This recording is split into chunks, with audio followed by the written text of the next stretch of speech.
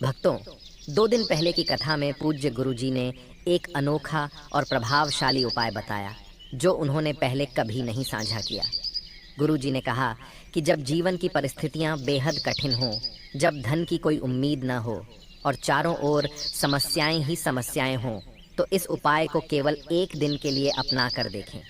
अगर आपका व्यापार, नौकरी, दुकान या फैक्ट्री सही से नहीं चल रही और नुकसान ही नुकसान हो रहा है, तो यह उपाय एक चमत्कारी परिवर्तन ला सकता है। पूज्य गुरुजी के अनुसार इस उपाय को अपनाने के बाद कुछ ही दिनों में नए अवसर और धन की प्राप्ति के रास्ते खुलने लगेंगे। जीवन की मुश्किलें दूर होंगी और सुख समृद्धि आपके घर का हिस्सा बन जाएगी। तो आइए इस अद्भुत उपाय के बारे में विस्तार से जानें। सब्सक्राइब करें और कमेंट बॉक्स में जय माता लक्ष्मी लिखें। माता लक्ष्मी आपकी हर इच्छा पूरी करेंगी और आपके जीवन से धन की कमी हमेशा के लिए समाप्त हो जाएगी। कभी कभी हमसे खाना थोड़ा ज़्यादा बन जाता है और बचा हुआ खाना अगले दिन न केवल बेस्वाद हो जाता है, बल्कि रोटियां भी बच जाती हैं जिन्हें घर के सदस्य खाने से मना कर देते हैं। लेकिन क्या आप जानते हैं कि इन बची हुई रोटियों में भी धन और समृद्धि का एक गुप्त उपाय छिपा है? अगर आप इसे समझ लें तो अमीर बनने से आपको कोई नहीं रोक सकता।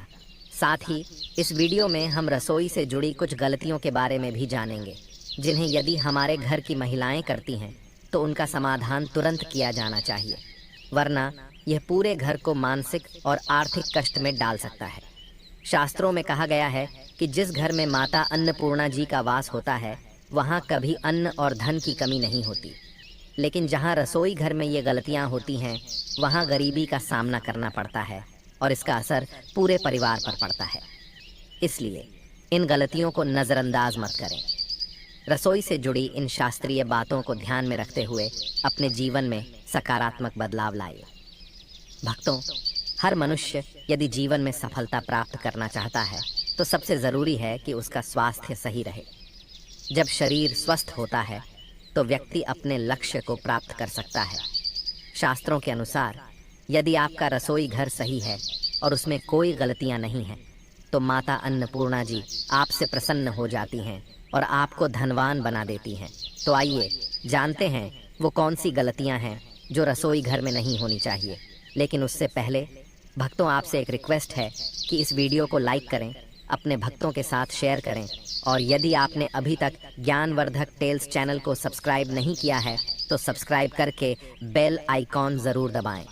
भक्तों, नंबर 1, महिलाएं अक्सर खाना बनाने से पहले स्नान नहीं करती और हाथ पैर नहीं धोती। रसोई घर में खाना बनाते समय वे इधर उधर की चीज़ों को छूने के बाद या मुंह पर हाथ लगाने के बाद बिना हाथ धोए खाना बनाती हैं। इस प्रकार खाना दूषित हो जाता है। ऐसा खाना खाने से घर में बीमारी फैलने लगती है और माता अन्नपूर्णा जी नाराज़ हो जाती हैं। ऐसे घरों में दरिद्रता का वास हो जाता है और वहाँ रहने वाले लोग सफलता नहीं प्राप्त कर पाते। इसके अलावा राहु केतु का बुरा असर भी पड़ता है। इसलिए इस गलती से बचें और हमेशा स्वच्छ हाथों से ही खाना बनाएं। ऐसा करने से माता अन्नपूर्णा प्रसन्न होती है। भक्तों, नंबर 2, शास्त्रों में बताया गया है कि जहां महिलाएं खाना बनाती हैं वह स्थान स्वच्छ होना चाहिए।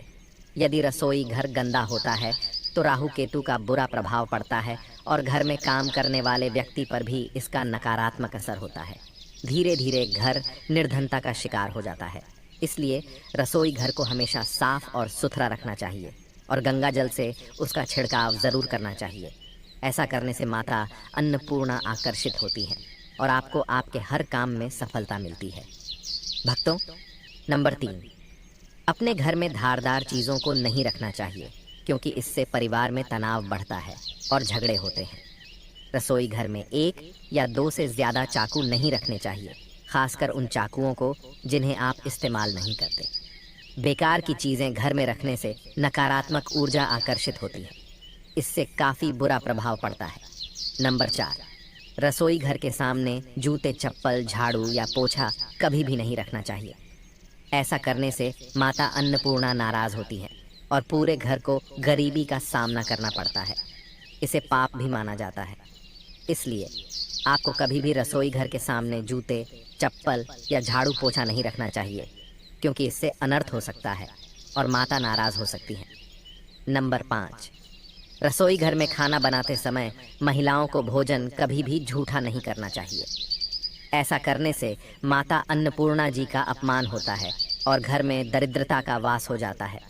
माता लक्ष्मी भी घर से रूठ कर चली जाती हैं।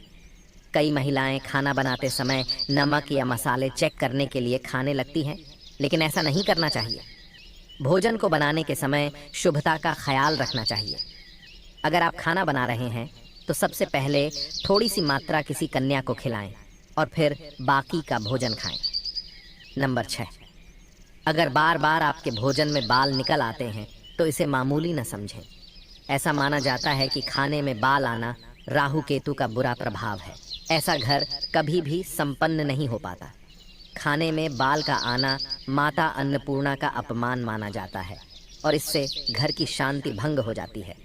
इसलिए हमेशा ध्यान रखें कि खाना बनाते समय औरतें अपने बाल बांधकर ही खाना बनाएं।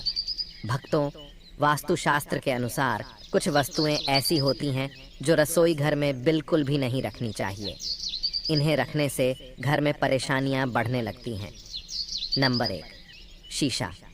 कुछ लोग किचन में घर को सुंदर बनाने के लिए शीशा लगाते हैं, लेकिन वास्तुशास्त्र के अनुसार रसोई घर में शीशे का प्रयोग नहीं करना चाहिए। ऐसा इसलिए क्योंकि किचन में चूल्हा अग्नि देवता का प्रतीक होता है। यदि शीशे में अग्नि का प्रतिबिंब दिखता है तो घर में अशुभ प्रभाव उत्पन्न होते हैं। इसके कारण घर में कलह और आर्थिक स्थिति बिगड़ सकती है। इसलिए यह गलती आपको नहीं करनी चाहिए। नंबर 2, गूंथा हुआ आटा। कई बार महिलाएं किचन में रोटी बनाने के लिए गूंथा हुआ आटा या बचा हुआ आटा फ्रिज में छोड़ देती हैं और फिर अगले दिन उसी का प्रयोग रोटी बनाने के लिए करती हैं। वास्तु के अनुसार रसोई घर में गूंथा हुआ आटा रखना सही नहीं होता है। इससे शनि और राहु का नकारात्मक प्रभाव पड़ने लगता है और जीवन में अनेक प्रकार की समस्याएं उत्पन्न होने लगती हैं। नंबर 3, टूटे हुए बर्तन। रसोई घर में टूटे फूटे बर्तन नहीं रखना चाहिए। कई बार बर्तन अधिक प्रयोग के कारण टूट जाते हैं, लेकिन फिर भी कुछ लोग इनका इस्तेमाल करते रहते हैं। वास्तु के अनुसार यह अच्छा नहीं माना जाता है। टूटे हुए बर्तनों का प्रयोग रसोई घर में नहीं करना चाहिए, क्योंकि इससे परिवार के सदस्यों के बीच मतभेद बढ़ने लगते हैं। अब जानते हैं कि बासी रोटी खाना आपके लिए कैसे हो सकता है। भक्तों, जब खाना बासी हो जाता है तो हम उसे फेंक देते हैं। शायद आपने कभी नहीं सोचा होगा कि बासी खाना आपके लिए अच्छा हो सकता है। बासी रोटी पाचन तंत्र के लिए चमत्कारी होती है। इसमें फाइबर की प्रचुर मात्रा पाई जाती है जो पाचन में मदद करती है। बासी रोटी से पेट फूलने, गैस और कब्ज जैसी समस्याओं में राहत मिल सकती है। इसलिए भक्तों, बासी रोटी आपके लिए वरदान साबित हो सकती है। इसका उपयोग ज़रूर करें। शास्त्रों के अनुसार भोजन ताज़ा ही खाना चाहिए, लेकिन जब तक भोजन खराब न हो उसे फेंकना नहीं चाहिए, क्योंकि यह भोजन का अपमान है। जो लोग बासी भोजन को फेंकते नहीं हैं और उसे ग्रहण करते हैं, वे हमेशा माता अन्नपूर्णा की कृपा प्राप्त करते हैं। हालांकि इसमें एक बात का ध्यान रखना बहुत ज़रूरी है। जब भी आप बासी रोटी खाएं या बच्चों को दें तो पहले उसे अच्छे से चेक ज़रूर कर लें।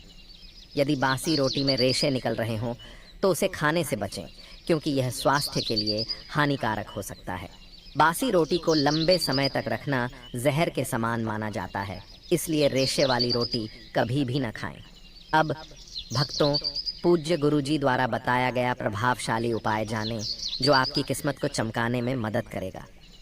सनातन परंपरा में गाय माता, गंगा और गायत्री का बहुत धार्मिक महत्व है। मान्यता है कि गौ माता के शरीर पर 33 कोटि देवी देवताओं का वास होता है। गौ माता की पूजा करने से न केवल इस जन्म के बल्कि पूर्व जन्म के सभी दोष भी दूर हो जाते हैं। यह आपके जीवन में सकारात्मक बदलाव लाने का एक अद्भुत तरीका है। हर सुबह जब आप अपने घर में खाना बनाना शुरू करें तो सबसे पहले उस दिन की ताज़ी रोटी को गौ माता के नाम से निकालें और भोजन से पहले उसे गौ माता को अर्पित करें। अगर संभव हो तो काली गाय को यह रोटी दें। यदि काली गाय न मिले तो सफ़ेद गाय को भी दे सकते हैं। गाय माता को हमेशा ताज़ी रोटी ही दें। रोटी उसी समय देना बेहतर है जब आप उसे बना रहे हों। क्योंकि अगर आप रोटी को बचाकर अगले दिन देंगे तो वह बासी मानी जाएगी। गाय माता को कभी भी बासी रोटी न दें, क्योंकि इससे घर में नकारात्मक ऊर्जा का प्रवेश होता है और आपके कामों में रुकावटें आती हैं। अगर आप रोज़ गौ माता को ताज़ी रोटी देंगे तो आपके जीवन में खुशियाँ और समृद्धि का वास होगा। ध्यान रखें, गाय माता को बासी रोटी या सड़ी गली चीज़ न दें। घर में जो फल या सब्जियां बच जाती हैं उन्हें गाय माता को न दें, क्योंकि ऐसा करने से आपके भाग्य में वृद्धि नहीं होगी। अब आटे की 11 लोइयां बनाकर उन पर हल्दी लगाएं और फिर गाय माता को खिलाएं। हर लोई देते समय गाय माता के सींग, पीठ और मस्तक पर हाथ फेरें। अंत में गाय माता के चरणों का स्पर्श करें। इस साधना से आपके सभी काम सरलता से बनने लगेंगे और जो भी दुखों का द्वार चल रहा है वह समाप्त हो जाएगा। आपके जीवन में खुशियाँ ही खुशियाँ होंगी। 7 बार गाय माता की परिक्रमा करने से आपके सभी कार्य सफल होंगे।